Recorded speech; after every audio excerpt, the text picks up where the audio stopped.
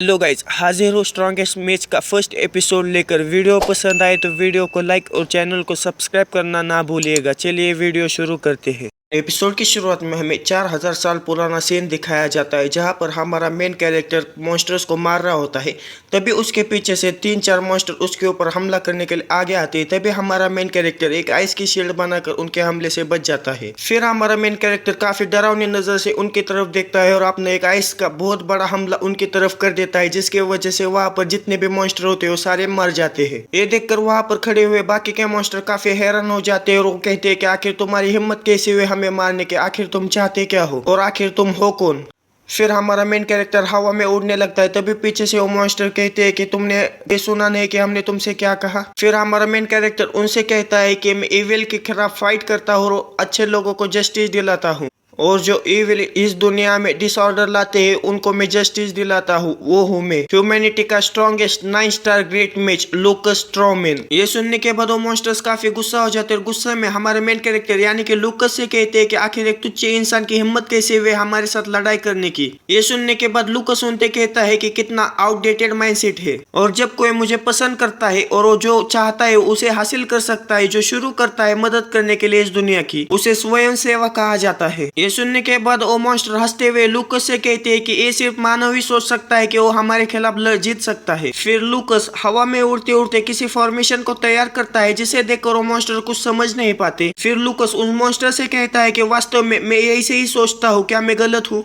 ऐसा कहकर लूकस उस फॉर्मेशन को उन मॉन्स्टर की तरफ भेज देता है, जिसकी वजह से वहां पर एक बहुत बड़ा धमाका हो जाता है और जितने भी वहां पर मॉन्स्टर्स होते हैं उन सारे का खात्मा हो जाता है। फिर लूकस उनकी तरफ देखते हुए उनसे कहता है कि मनुष्य आप जितना सोचते हैं उतने कमजोर नहीं है। तभी लूकस को किसी की आवाज आती है जो कि कहता है कि आपका अहंकार काफी चरम पर है लूकस टू मैन। तभी हमारे लूकस के सामने एक बहुत बड़ी आंख अपीयर हो जाती है, जिसे देखकर हमारा लूकस काफी हैरान हो जाता है। तभी वहां पर बहुत तेजी के साथ हवा बहने लगती है, जिसे रोकने में लूकस को भी काफी तकलीफ हो रही होती है। तभी उसके सामने एक डेमीगॉड आ जाता है जो कहता है कि हम इस दुनिया के कानून है और हम जो एग्जिस्टेंस है जो कि chaos को मैनेज करते हैं, हम है डेमीगॉड। फिर वो डेमीगॉड आगे कहता है कि जिस अस्तित्व की आप मनुष्य प्रशंसा करते हैं और भगवान के रूप में ताली बजाते हैं। ये सुनने के बाद लूकस उससे कहता है कि मैंने कभी भी आपकी प्रशंसा नहीं की और ना ही कभी आपको सराहना की है। ये सुनने के बाद डेमीगॉड उससे कहता है कि आपके कार्यों ने लंबे समय से स्थापित व्यवस्था और कानूनों को बिगाड़ दिया है, अब और बर्दाश्त नहीं किया जाएगा। ये सुनने के बाद लूकस हंसते हुए उससे कहता है कि क्या आदेश और कानून, मुझे हंसाओ मत, क्या उन लोगों के साथ एक दुनिया इस तरह के राज्य में होगी। फिर डेमीगॉड लूकस से कहता है कि आपके कौशल ने मनुष्य के स्तर को बहुत पार कर लिया है, लेकिन अंत में एक इंसान बस एक इंसान होता है। ऐसा कहकर ओ डेमीगॉड अपने हाथों को लूकस की तरफ भेज देता है, जिसे देखकर लूकस काफी हैरान हो जाता है। तभी 2 हाथ निकलकर लूकस को पकड़ लेते हैं, जिसके वजह से उसने जो कवच पहना होता है वो भी टूट जाता है। फिर हमें लूकस को दिखाया जाता है जिसको कि काफी सारे हाथों ने जकड़ लिया होता है, और लूकस अपने मन में कहता है कि मैं किसी तरह के मानव को इकट्ठा नहीं कर पा रहा हूँ। क्या यही गॉड को विरोध करने का पाप है, जिसकी कि मनुष्य को कोई भी अनुमति नहीं होती है, एक ऐसा घातक पाप। फिर वो डेमीगॉड लूकस से कहता है कि जब तुम एब्सोल्यूट डार्कनेस के अंदर बात करते हो तो तुम हमेशा से किसी के ऊपर संदेह करते रहोगे, वो भी एंडलेसली। संदेह और फिर से संदेह, और आखिरकार तुम अपने अस्तित्व पर संदेह करोगे। तुम शून्य में लौट जाओ और शाश्वत पीड़ा से मित्रता करो, और तुम अपने अस्तित्व पर पछताओ। गॉड की अवहेलना करने वाले मनुष्यों पर क्या बीतते हैं ये तुम महसूस करो, यही मेरी तुम्हारे लिए सजा है। फिर हमें प्रेजेंट का सीन दिखाया जाता है, जहाँ पर एक लड़का जाकर एक दीवार से टकरा जाता है। फिर वो लड़का उस दीवार से टकरा कर नीचे गिरता है। तभी उसके सामने से 3 लड़के आते हैं। उसमें से एक लड़का कहता है कि तुम्हें क्या लगता है कि हम भिखारी हैं, तुम इतने कम पैसे के साथ इधर उधर क्यों घूमते हो। मुझे प्रतिष्ठित ब्लैक हाउस के तीसरे बेटे के जेब पर दया आती है जो कि बहुत खाली है। खैर, प्रतिष्ठित ब्लैक हाउस का तीसरा बेटा होने का क्या मतलब है। अपने सम्मानित भाई बहनों के विपरीत आप बस कुछ प्रतिभाहीन कूड़ेदान हैं, लेकिन मैं तुम्हें वैसे ही पसंद करता हूँ जैसे तुम हो। ऐसा कहकर वो लड़का उस लड़के के बाल पकड़ लेता है, जिसके वजह से वो लड़का काफी जोर से चिल्लाता है। फिर वो लड़का आगे कहता है कि कोई फर्क नहीं पड़ता कि आप होने के लिए कितना अपमान कर रहे हैं, प्रसिद्ध परिवार या अकादमी के इतिहास में सबसे खराब छात्र का अपमान। फिर वो ऑरेंज बालों वाला लड़का उस सफेद बालों वाले लड़के को चेहरा अपनी तरफ करते हुए उससे कहता है कि तुम मरो मत, यदि मैं तुम्हारी जगह पर होता तो मैंने युगों पहले ही बाल्टी को लात मार चुका होता। ये सुनने के बाद वो सफेद बालों वाला लड़का उसे कोई भी जवाब नहीं देता। ये सुनने के बाद ऑरेंज बालों वाले लड़के के पीछे जो मोटा भद्दा सा लड़का होता है वो कहता है कि ये वास्तव में गधा नहीं है। ये सुनने के बाद ऑरेंज बालों वाला लड़का हंसने लगता है और हंसते हुए उससे कहता है कि लेकिन मुझे आपके बारे में क्या सबसे ज्यादा पसंद है तुम जानते हो। ऐसा कहकर ऑरेंज बालों वाला लड़का उस सफेद बालों वाले लड़के के ऊपर हमला कर देता है और उसे एक मुक्का मारता है। उसे पीटते हुए उससे कहता है कि क्या मैं आपको बार बार पीटने से बीमार नहीं होता, यह मेरे लिए बिल्कुल सही है। फिर वो ऑरेंज बालों वाला लड़का उस सफेद बालों वाले लड़के को काफी जोरदार पीटने लगता है और उसे पकड़कर वो उस मोटे आदमी की तरफ उसे फेंक देता है। वो मोटा आदमी उसके पेट में एक जोरदार लात मारता है और वो मोटा आदमी और दूसरा लड़का उस सफेद बाले वाले लड़के को जोरदार पीटने लगते हैं। फिर वो सफेद बाले वाले लड़के की तरफ देखते हैं जिसके की हालत काफी खराब हो चुकी होती है।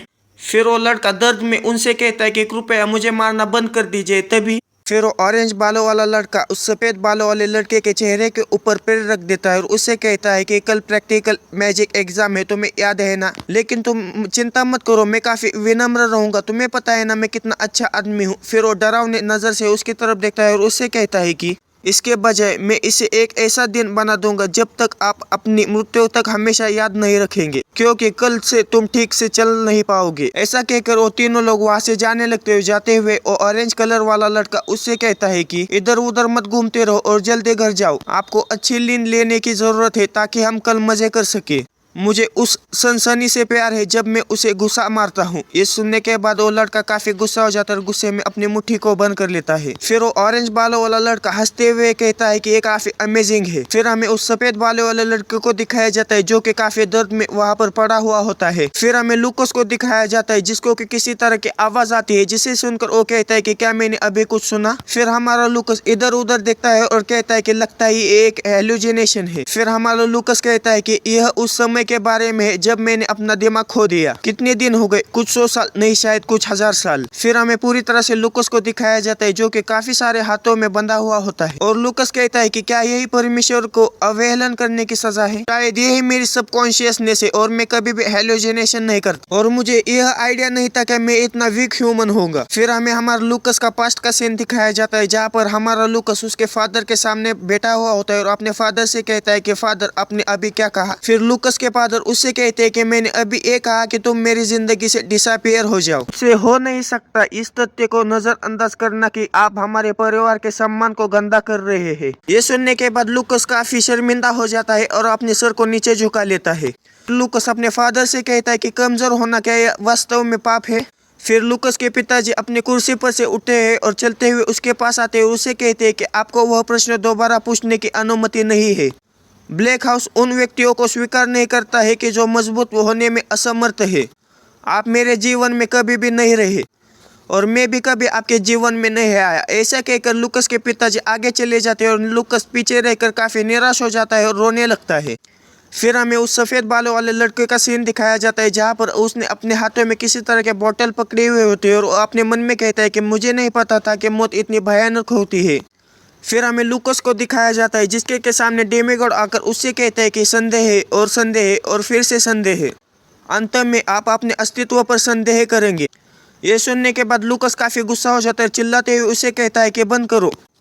गॉड गॉड आखिर क्या है गॉड, आदेश देना, कानून देना, क्या आप वास्तव में इस बेतुकी और निरर्थक दुनिया को इतना पसंद करते हैं। फिर लूकस आगे कहता है कि अच्छा अब मुझे समझ आया आखिर ये दुनिया इतने घिनौनी क्यों है और इसके साथ कौन गड़बड़ करता रहता है, और मैं यह भी समझता हूँ कि मैं पूरी तरह से हार क्यों मान नहीं सकता। ऐसा कहकर वो चिल्लाते हुए डेमीगॉड कहता है। फिर वो कहता है कि जब तक तुम्हारे चेहरे पर मुक्का मारना है मैं इस नरकीय स्थान को यथासंभव लंबे समय तक सहन करूंगा। फिर हमें उस सफेद बाले वाले लड़के को दिखाया जाता है जो कि अपने मुंह से उल्टी कर रहा होता है क्योंकि उसने जहरीले गोलियां खा ली होती है मरने के लिए। फिर हमें लूकस का सीन दिखाया जाता है जिसके के सामने एक सफेद रोशनी चमकते हुए आ रही होती है, जिसे देखकर लूकस कहता है कि आखिर ये क्या है। तभी उसके सामने वो सफेद बालों वाला लड़का आता है और कहता है कि चलो मर जाते। ऐसा कहकर वो वहाँ पर खून की उल्टी करता है और कहता है कि इसके बजाय हम मर जाते हैं। उसे देखकर लूकस काफी हैरान हो जाता है और कहता है कि आखिर ये कौन है, कौन इस तरह से मेरे कॉन्शियसनेस में एंटर कर सकता है। तभी वो सफेद बालों वाला आदमी कहता है कि मैं किसी को दोष नहीं देता। ये सुनने के बाद लूकस काफी हैरान हो जाता है। फिर वो सफेद बालों वाला लड़का आगे कहता है कि यह स्वाभाविक है कि जो पक्षी उड़ नहीं सकते वो पहले मारे जाते हैं। ये सुनने के बाद लूकस उससे कहते हैं कि क्या अभी तुमने क्या कहा? फिर वो सफेद बालों वाला लड़का आगे कहता है कि यह सब मेरी गलती है, मैं पंखों के बिना इस दुनिया में पैदा हुआ था, ये मेरी गलती है कि मैं मजबूत नहीं हो सकता। ऐसा कहकर वो लड़का जमीन पर गिर जाता है और कहता है कि क्या यह सच है? फिर हमें उस सफेद बालों लड़के का पास्ट का सीन दिखाया जाता है, जहाँ पर कुछ लोग उससे कहते हैं कि ये कितना बेकार लड़का है, क्या वह वास्तव में ब्लैक हाउस का हिस्सा है, एक वेस्ट है, एकेडमी का यह अपमान है। फिर हमें उस ऑरेंज बाले वाले लड़के को दिखाया जाता है जो कि उससे कहता है कि तुम आखिर मर क्यों नहीं जाते। फिर उसे कुछ समय पहले का सीन याद आ जाता है जब उस ऑरेंज बाले वाले लड़के ने उससे कहता है कि अगर मैं तुम्हारी जगह पर होता तो मैं सबसे पहले ये बाल्टी को लात मार चुका होता। फिर हमें दिखाया जाता है कि उसके चारों तरफ काफी लोग होते हैं और वो सफेद बालों वाला लड़का कहता है कि मुझे हंसाओ मत, तुम कौन होते हो जो मुझे आंकने वाले। फिर हमें लूकस को दिखाया जाता है जिसको कि जिस सील में बंद किया होता है वो सील रिलीज हो रही होती है, जिसे देखकर लूकस कहता है कि आखिर ये कैसे हो सकता है। फिर लूकस की नजर वहाँ पर पड़े हुए उस सफेद बालों वाले लड़के की तरफ जाती है और कहता है कि जैसे ही उस बच्चे ने मेरे कॉन्शियसनेस के अंदर प्रवेश किया ऐसा था कि जैसे गर्म सूरज की किरणों की मुझ पर बरस रही हो। फिर हमें उस सफेद बालों वाले लड़के को दिखाया जाता है जो कि अभी भी जिंदा होता है। तभी लूकस उसके पास आता है और उसके सर पर हाथ लगा देता है। वो लड़का जैसे ही उसको महसूस करता है तो लड़का पूछता है कि आखिर तुम कौन? फिर वो लड़का कहता है कि अगर किसी दिन मेरा पुनर्जन्म हो सकता है तो मुझे उम्मीद है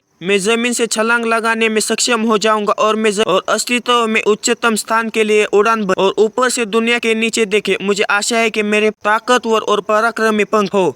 फिर तभी वो लड़का अपनी आंखें खोलता है और अपने हाथों की तरफ देखता है और कुछ समझ नहीं पाता। दोस्तों, इस लड़के के बॉडी में हमारे लूकस की आत्मा आ चुकी है। फिर लूकस उस लड़के के हाथों की तरफ देखता है और कुछ समझ नहीं पाता। तभी हमें दिखाया जाता है कि जो लड़के की आंखें होती है वो धीरे धीरे कर चेंज हो रही होती है। फिर वो लड़का अपनी जगह पर से खड़ा हो जाता है और अपने मन में कहता है कि आखिरकार मैं वापस आ चुका। फिर लूकस कैलेंडर की तरफ देखता है और कहता है कि 4000 साल, कितना समय हो गया। तभी लूकस की नजर वहाँ पर गिरे हुए कुछ दवाइयों पर पड़ती है और कहता है कि फ्री ब्लैक दुनिया का सबसे कमजोरी और मैं लूकस स्ट्रॉन्ग दुनिया का स्ट्रॉन्गेस्ट मेज जो कि मैं हूँ। फिर लूकस अपने बालों को छोड़ता है और सामने की तरफ बढ़ते हुए कहता है कि अब से तुम मैं और मैं तुम हो। दोस्तों, अब से हम इसे फ्री बोलेंगे। फिर फ्री खिड़की के सामने जाता है और वहाँ पर जाकर अपने मन में कहता है कि जब से तुमने मुझे आजादी दी है। फिर फ्री खिड़की पर लगे हुए पर्दे को खोलता है और कहता है कि मैं तुम्हें पंख दूंगा। फिर फ्री खिड़की को फिर सामने की तरफ चांद को देखकर उसकी तरफ उंगली करते हुए कहता है कि